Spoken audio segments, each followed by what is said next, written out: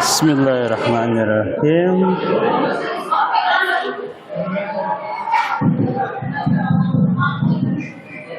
Assalamualaikum warahmatullahi wabarakatuh.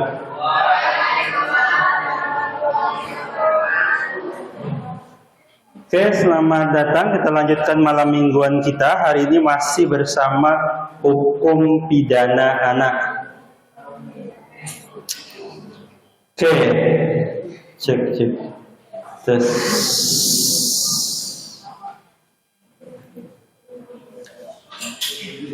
Oke, di ujung pembicaraan tentang hukum pidana anak ini kita akan bicara ketika anak yang bermasalah dengan hukum, berkonflik dengan hukum, dibawa ke ranah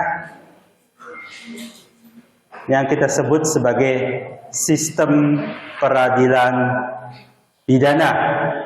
Di video saya sudah menyampaikan ada gambaran tentang undang-undang peradilan pidana anak, peradilan anak, lalu juga bagaimana laporan dari beberapa instansi terkait dengan pelaksanaan undang-undang tersebut, lalu dibahas tentang bagaimana hambatan, kekurangan dan sebagainya. Hari ini kita akan bicara lebih teknis di dua pertemuan ini. Ya, hari ini kita coba sedikit masuk ke bagaimana ketika hukum pidana anak itu masuk di kepolisian maupun di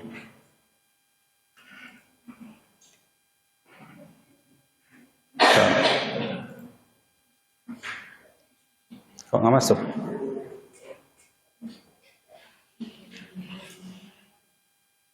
Oke. Penanganan anak di bawah 12 tahun, ya kemarin kita bahas bahwa yang bisa dibawa ke pengadilan itu adalah yang di atas 12 tahun. Kalau di bawah 12 tahun bagaimana? Bisa dikembalikan kepada walinya, mengikut sertakannya dalam program dari LPKS. Bukan LPSK ya, tapi LPKS ini.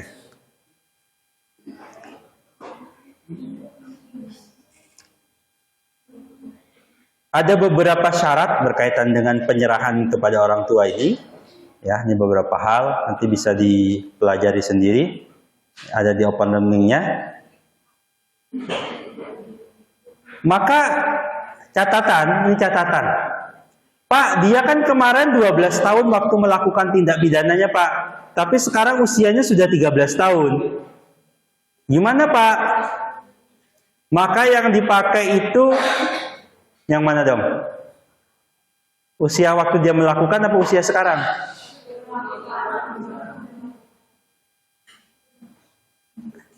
Lalu bagaimana membuktikannya? Ya dari akta kelahiran atau surat keterangan lahir. Kalian ada yang nggak punya akta lahir? Pak, saya lahir di Zimbabwe, Pak. Waktu itu tidak tercatat. Ya dokumen-dokumen yang lain.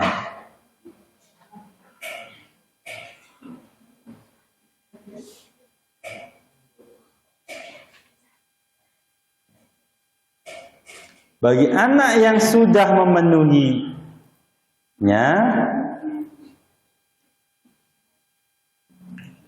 maka ia, nanti saudara lihat di video itu, saya akan bicara tentang diversi.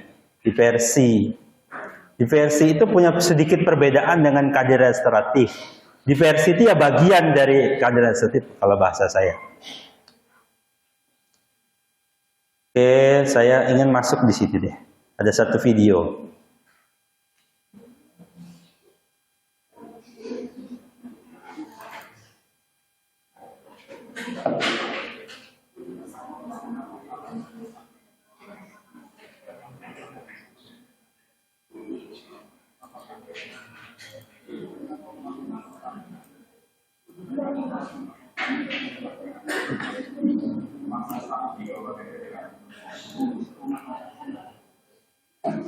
Yang mau ngobrol silakan keluar dulu.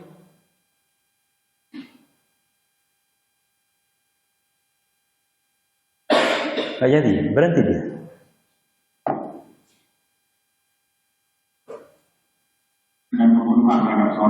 di 14 tahun di bawah 7 terdakwa pelaku perkosaan dan pembunuhan terhadap seorang gadis di 14 tahun di Kabupaten Rejang Lebong Bengkulu segera masuk di babak akhir. Vonis akan dibacakan Selasa hari. Lalu seperti apa tata cara persidangan para pelaku?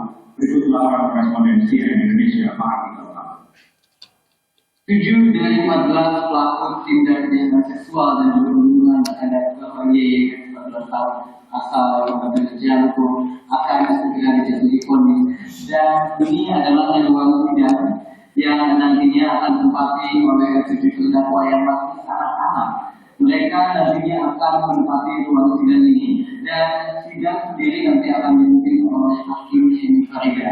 Seperti yang bisa Anda saksikan, ruang yang anak ini memang berbeda jika dibandingkan dengan ruang sidang untuk orang dewasa. Tembok atau warna pada tembok ruang sidang ini juga dibuat lebih cerah dibandingkan dengan ruang sidang yang biasa digunakan oleh orang dewasa, karena ini memang diatur dalam sistem pengadilan anak, dan nantinya hakim yang akan duduk di sana tidak akan menggunakan toga sesuai dengan sistem pengadilan anak. Dan 7 dari 14 pelaku yang dipidana terhadap YY ini tuntut hukuman 10 tahun penjara atas pasal berlapis yang didakwakan, yaitu pasal perkosaan dalam undang-undang perlindungan anak dan juga pasal 338 KUHP tentang pembunuhan. Masing-masing merupakan pidana dalam 15 tahun penjara. Namun karena dalam sistem perlindungan anak dan undang-undang perlindungan anak tidak mengenal adanya hukuman lebih dari 10 tahun penjara bagi para pelaku pidana anak. Mahardika Utama, Guru. Oke, tadi ada beberapa catatan terkait dengan bangunan, terus bagaimana pakaian pakaian yang dikenakan oleh hakimnya dan sebagainya. Ada proses diversi, misalnya contoh nih waktu ini kasus Mario Dandi itu, salah satu yang nanti jadi tersangkanya adalah temannya AG. Polisi telah menetapkan status baru bagi AG, teman perempuan Mario Dandi Satrio, tersangka kasus penganiayaan terhadap Kristalino David Ozora. AG yang semula berstatus sebagai saksi anak atau anak yang berhadapan dengan hukum, kini berubah menjadi anak yang berkonflik dengan hukum atau pelaku anak. Ditkrimum Polda Metro Jaya Kombes Riki Haryadi dalam konferensi pers di Polda Metro Jaya Jakarta Kamis 2 Maret 2023 menyebut peningkatan status AG dalam kasus Mario Dandi ini didasari atas temuan fakta-fakta dan alat bukti yang cukup. Peningkatan status AG ini dilakukan setelah polisi gelar perkara dengan melibatkan sejumlah ahli.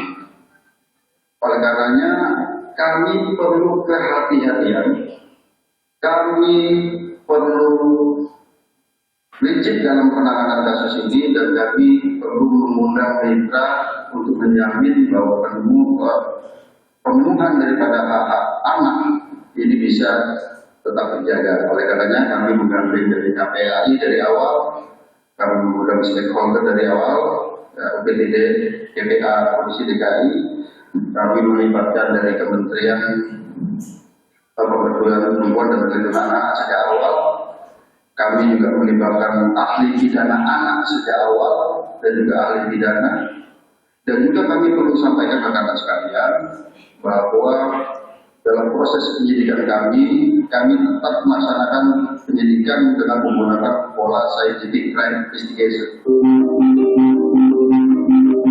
Pakar Hukum Pidana Universitas Al-Azhar Indonesia Suparji Ahmad menyebut AG yang usianya di bawah usia dewasa kurang dari 18 tahun pada dasarnya dapat ditahan namun tidak dalam waktu yang lama.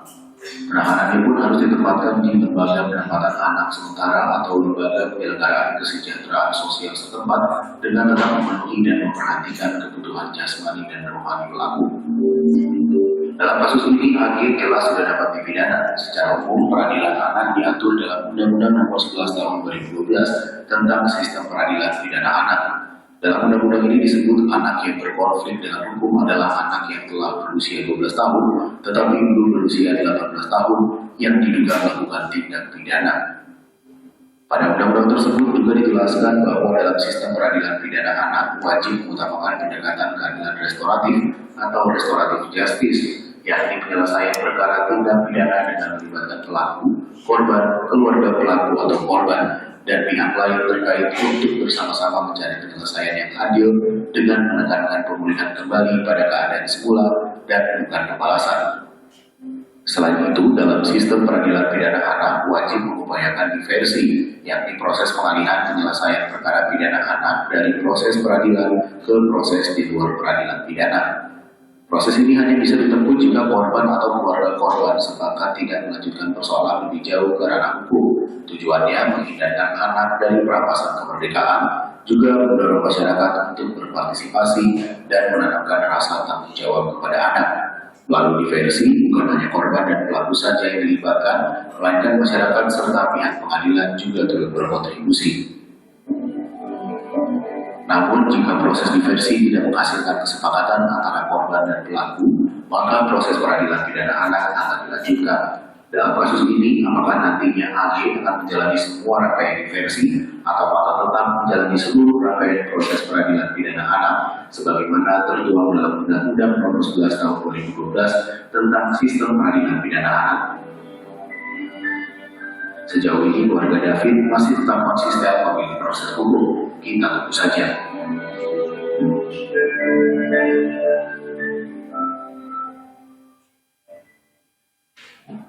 Oke, jadi kalau saudara tadi memperhatikan yang sesama, ada beberapa titik-titik poin penting. Jadi salah satu titik poin pentingnya adalah proses diversi itu bisa dipenuhi, bisa dilakukan apabila korbannya setuju. Bahasa gampangnya nggak usah dipenjara deh, kita selesaikan baik-baik. Misalnya begitu. Cuma kadang-kadang saya nggak terlalu suka dengan istilah kita selesaikan baik-baik. Seakan-akan kalau penjara itu nggak baik. Belum tentu juga ya. Itu tadi proses. Bentar, saya masuk sini.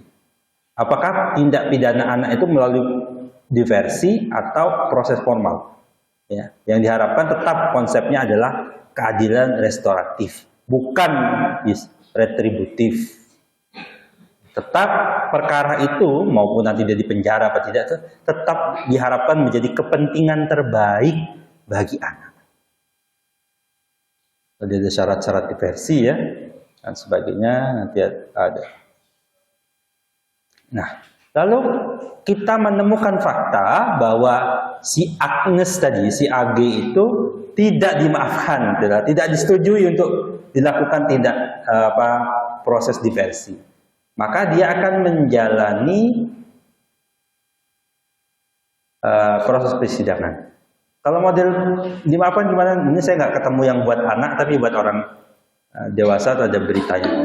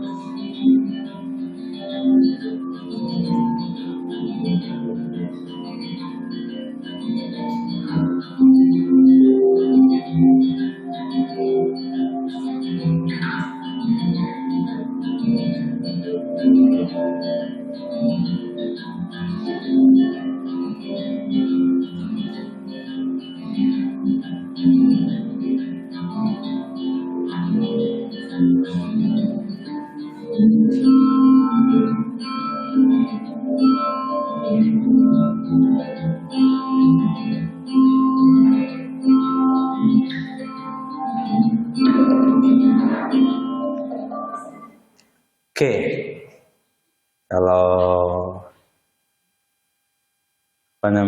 di beberapa channel itu good news from Indonesia, karena kita terlalu kebanyakan bad news ya, kita dapat berita yang buruk terus.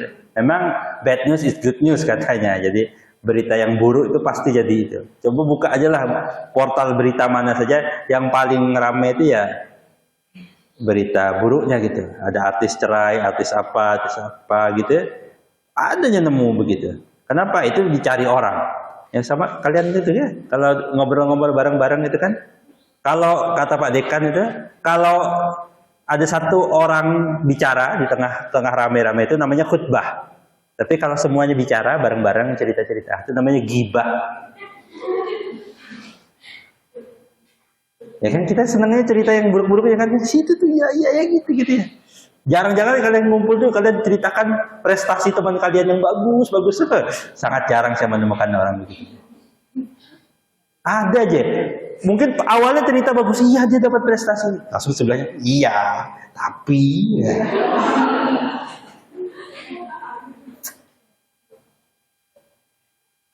Oke. Tapi Indonesia nggak kekurangan orang baik. Mudah-mudahan di depan saya ini orang-orang baik.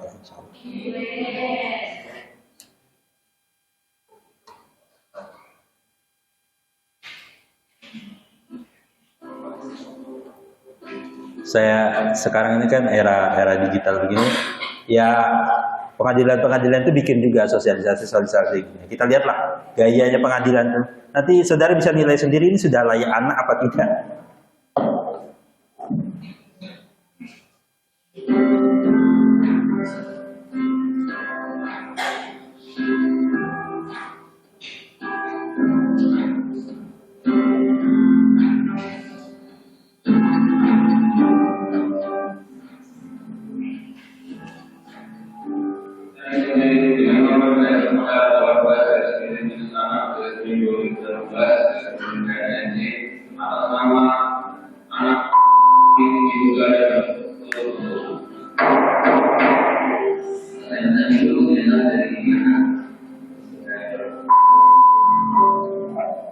Catatan pertama, mereka tidak pakai toga ya, jaksanya maupun penuntut umumnya. Ya kalau posisi tempatnya sih mirip, masih sama-sama saja. Kata teman saya harusnya dibikin yang lucu gitu, harus yang, tapi ya nggak tahu ya, di pengadilan tuh rata-rata masih begini-begini aja model-modelnya. Apalagi teman saya itu bilang ketokan palu hakim sebenarnya tidak terlalu bagus, itu bikin orang grogi. Nah nggak apa, ya nggak tahu juga sih. Tapi ya sekali lagi ini diupayakan untuk sebisa mungkin ramah terhadap anak. Salah satunya tadi tidak pakai pakaian lengkap. Kan harusnya pengacaranya pakai toga, jaksanya pakai toga, hakimnya pakai toga. Tapi kalau ini enggak. Catat selanjutnya, persidangannya dilakukan secara tertutup. Orang yang datang ini orang-orang tertentu yang nanti buat entah orang tuanya atau apa-apanya. Tapi pada pokoknya sebenarnya sidangnya tertutup. Umur 13 tahun lama di jalan nomor 56 sekitar SD jalannya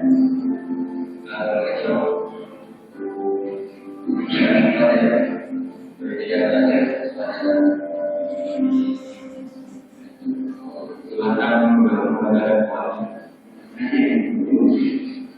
Kejaksaan Menjadi untuk keadilan surat dakwaan nomor registrasi perkara 4 garis 2012 tadi tidak terdakwa 6 kondisi jadian tanggal 25 Februari 2005 pekerjaan pelajar kebangsaan Indonesia terdakwa tidak ditahan dimana atas dakwaan dan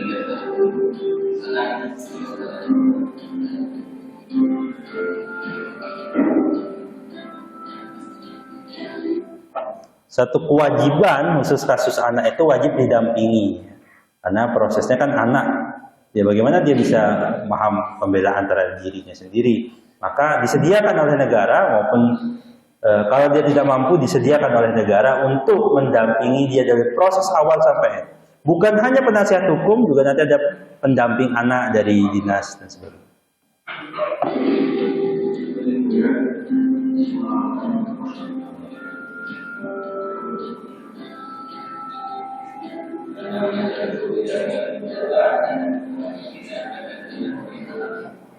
Hakimnya satu orang, ya, kalau saudara perhatikan ya. Jadi hakimnya itu satu orang. Dan bisa juga nanti dalam perkara tertentu ya lebih berat itu hakimnya jadi 3.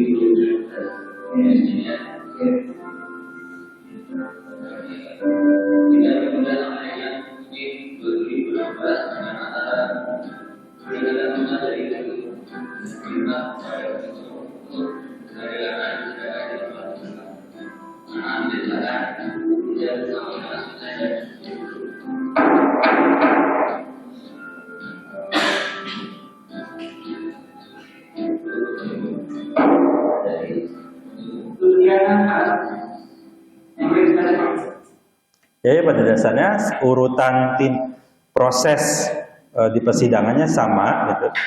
Cuma di utak-atik sedikit saja formalitasnya.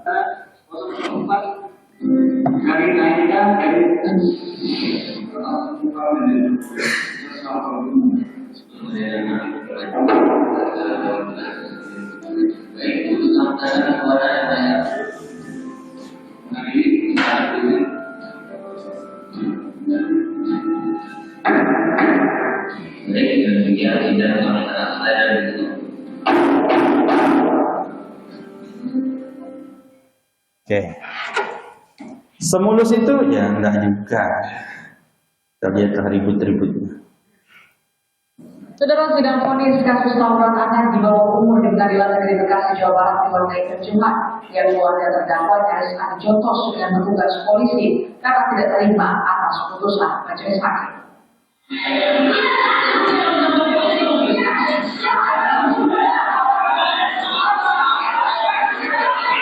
Keluarga terdakwa berteriak histeris usai hakim memvonis kedua terdakwa yang masih remaja ini dengan hukuman 5 tahun penjara. Tak terima dengan vonis yang dijatuhkan anggota keluarga, kemudian menuduh dua petugas polisi berpakaian preman hingga nyaris adu jotos. Salah satu anggota keluarga sedang diamankan polisi untuk melerai keributan. Terdakwa akan melakukan upaya banding terhadap vonis tersebut.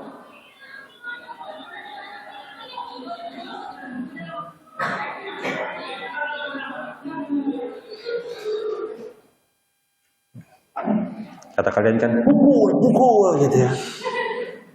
Senang banget ya. Ya prosesi itu tentu pasti tidak. Apalagi dari sudut pandang retributif ya, yang ingin pembalasan ya. Acap kali apa yang dihukumkan kepada anak itu ya tidaklah memuaskan. Oke.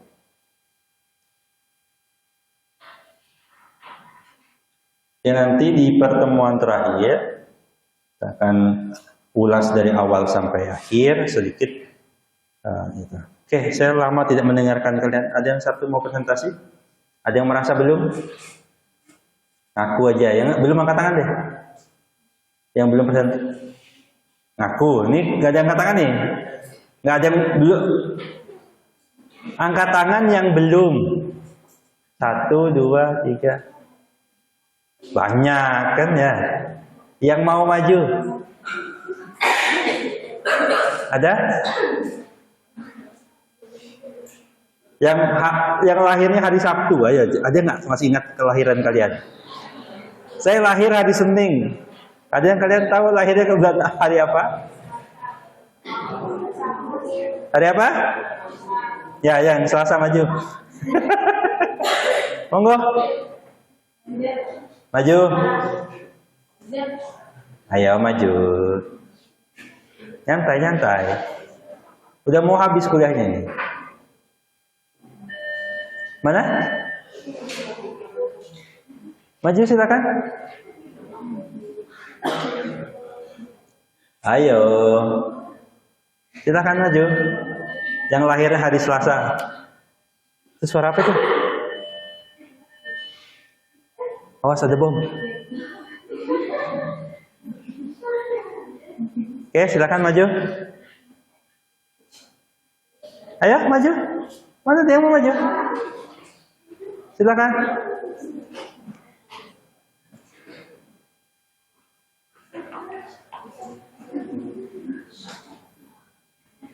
Assalamualaikum warahmatullahi wabarakatuh. Waalaikumsalam warahmatullahi wabarakatuh. Perkenalkan, nama saya Dila Manjila. Saya akan mempresentasikan sedikit rangkuman jurnal pidana anak yang berjudul Penegakan Hukum Terhadap Pelaku Bullying di Sekolah.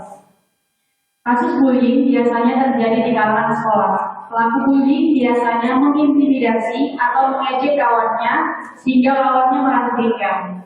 Dampak negatifnya, korban akan mengalami depresi dan timbul rasa ingin bunuh diri. Bullying adalah hal yang tidak asing lagi, apalagi di Indonesia. Lalu bagaimanakah penegakan hukum pidana terhadap pelaku bullying di sekolah? Bullying ada 3 bentuk. Yang pertama adalah bullying fisik atau bisa disebut menampar, memukul, melempar barang. Yang kedua adalah bullying verbal seperti memaki, menghina, meneriaki.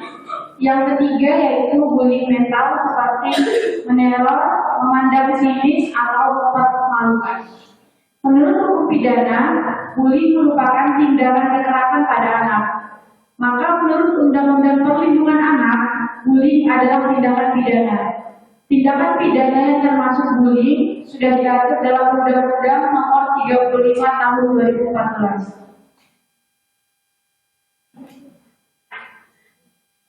Tentang perlindungan anak dan dalam KUHP atau Kitab Undang Hukum Perdata Pidana yang mana hukumannya akan dipidana dengan penjara paling lama 3 tahun 6 bulan dan atau denda paling banyak 72 juta. Untuk kasus bullying dari anak kepada anak seperti mengejek dan mencaci maki masih bisa dibicarakan baik-baik serta kekeluargaan karena masih di tahap wajar saja. Jadi anak tidak perlu diproses hukum apalagi belum menginjak usia 12 tahun. Cukup itu saja yang bisa saya sampaikan. Kurang lebihnya mohon dimaafkan. Wassalamualaikum warahmatullahi wabarakatuh.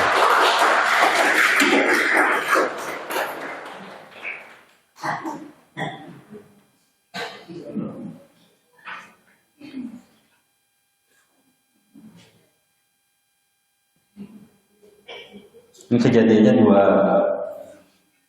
dua hari yang lalu ya. Ini saya mau buka beritanya kan susah. Internet saya lupa kalau internetnya susah. Intinya ada korban bullying, kalau nggak salah itu dijegal gitulah, kakinya jatuh gitu. Kakinya harus sampai amputasi, meninggal dunia. SD. Lagi kasus-kasus bullying dan ya kasus pidana anak itu entah sekarang meningkat dengan sangat drastis atau sekarang beritanya meningkat drastis. Saya nggak tahu juga ya. Tapi ya saudara mungkin pernah merasakan lah. Atau kalian ada pelaku pembulinya ya. Bisa jadi kita tidak sadar kan gitu. Saya dulu pernah ingat waktu kuliah itu. Kalau lagi-lagi kuliahnya angkatan semester atas kayak kalian tuh, saya masih ingat kelakuan kami itu stres ngerjain skripsi nggak selesai itu kerjanya main kartu. Kami tidak berjudi, yang kalah malah kami kasih minuman. Dan kalau sekarang kan itu yang menang yang dapatnya. Kalau yang kalah kita kasih minuman. Waktu itu karena soda itu mahal, kita beli yang murah, namanya Big Cola. Dan kita belinya tuh 1,5 liter. Nah, yang kalah itu dikasih tuh 1 cup, 1. Nah, ada teman itu yang kalah terus 5 kali dia kalah, dia minum sampai itu muntah-muntah sampai besok paginya. Entah itu bullying atau tidak ya gitu ya. Kita sadar kita lucu-lucuan saja. Tuh jatuh. Tapi ternyata nanti ada akibat pada korban. Ya gitu, saya paham lah. Kita tuh sering gitu ya. Kalau ada teman teman ulang tahun gitu dia papain. Ya padahal ternyata itu masuk dalam kategori. Padahal kita kan anggap biasa-biasa aja. Saya sengaja tuh pokoknya kalau saya ulang tahun saya nggak biasanya saya nggak masuk, saya izin sekolah. Ngapain ini menghindari yang begitu-begitu. Ya. Soalnya saya tuh kalau ulang tahun dirayakan sedunia. Saya lahir 31 Desember, nah, gitu. Malam-malam tuh ramai orang pesta di mana-mana. Saya nggak tahu, kok saya nggak diundang tapi.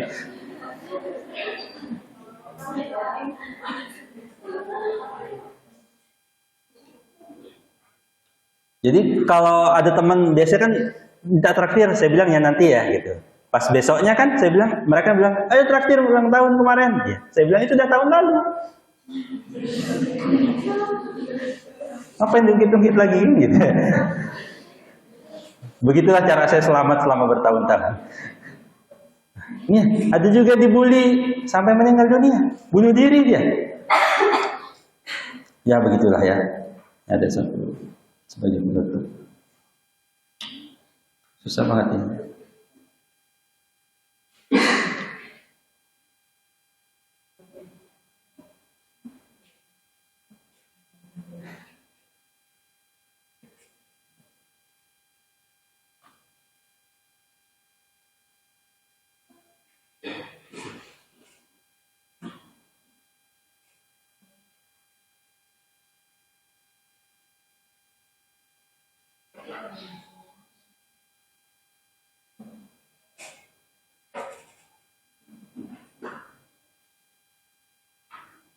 Oke, ada satu video sebagai penutup, dia seorang anak usia kalau nggak salah 15 tahun gitu membunuh teman mainnya. Teman mainnya usia 6 tahun.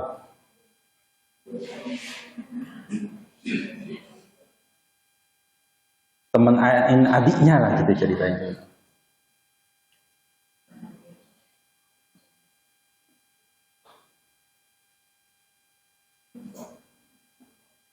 Kok nggak mau? Laptopnya hang karena melihat berita buruk terus itu. Isi laptop saya itu kan cerita buruk gitu. Begitulah hidup ya. Oke, tuh sampai nyerah dia nggak mau film. Baik. Di pertemuan besok terakhir saya akan refleksikan apa yang kita pelajari selama 1 semester ke depan, kemarin gitu. Saya juga akan mengecek pertama beberapa hal ya. Ini saya ingatkan bahwa yang berhak mengikuti ujian akhir semester adalah yang memenuhi 85% presensi maupun Ibu pelaku pembunuh bocah meminta kepada keluarga korban memaafkan anak. ditunggu deh, tiba-tiba dia muncul. Nah, yang berhak mengikuti ujian akhir semester adalah yang pertama yang memenuhi presensi, ya, akan dicek presensi 85%, lalu 85% juga open learning. Ini saya sering aja, saya ulang-ulang. Biasanya ada aja kepleset. Ya, 85% open learning, tolong dicek kembali progres saudara. Pak, saya ngecek 3 bulan yang lalu sudah 100%. Iya, ada yang belum terbuka, dia terbuka terus perlahan. Nah, saudara gitu. Terus cek lagi ya, cek open learning saudara. Karena kalau tidak bisa. Lalu yang ketiga syaratnya adalah saudara membayar biaya SKS. Ya, jadi yang belum mungkin ada yang tolong. Karena kalau saudara belum membayar biaya SKS, itu otomatis di sistem saudara namanya dicoret. Jadi bukan dari kami, tapi di sistem disikat itu nama saudara ketika di print akan tercoret belum lunas. Agak kejam sih tapi ya nggak apa-apa ya. Gitu. Tapi memang begitu aturan mainnya. Oke. Kita akan mulai UAS tanggal 18 Desember ya. Oke. 18 Desember gitu. Jangan lupa nilai tugas artikel yang saudara buat itu nilainya adalah 30%. Saya sangat gampang mengecek persamaan saudara, similarity, kesamaan saudara. Kalau saudara copy paste aja isinya itu gampang bagi saya untuk mengeceknya. Pak, saya dibuatkan oleh itu Pak, ChatGPT, AI dan sebagainya. Tinggal ask ChatGPT, apakah kamu dulu nulis ini? Yes, kata dia. Ya, sekali lagi kalau yang curang, saya mentolerir orang yang tidak bisa, dalam artian dia punya kemampuan, sudah mengerahkan kemampuan, tapi maksimal cuma segitu. Oke, tapi saya tidak mentolerir orang yang curang. Ya, saya orangnya pemaaf kok. Ya, gitu. Maafkan saya juga kalau ngasih pada saudara. Ya. Oke.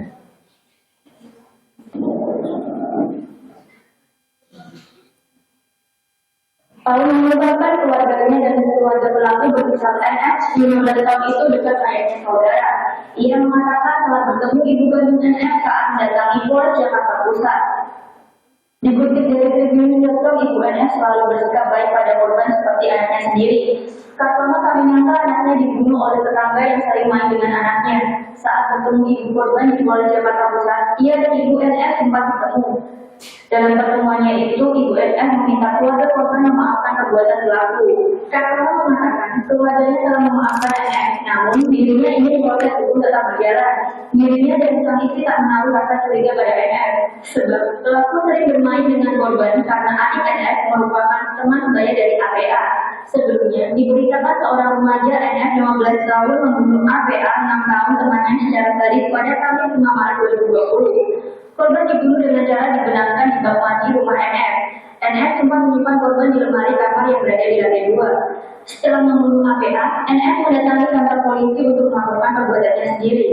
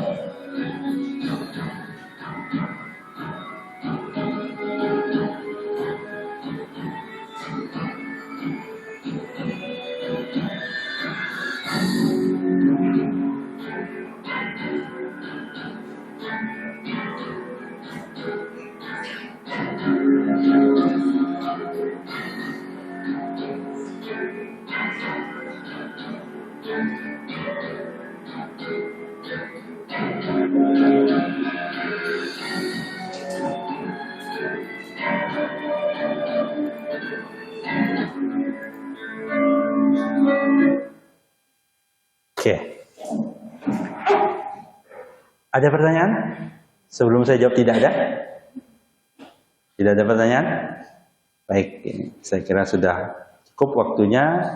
Kita ketemu terakhir pekan depan. Dan besok Seninnya sudah ujian, ya. Jadi tolong persiapkan saudara sesiknya yang lain. Demikian dari saya akhiri. Assalamualaikum warahmatullahi wabarakatuh.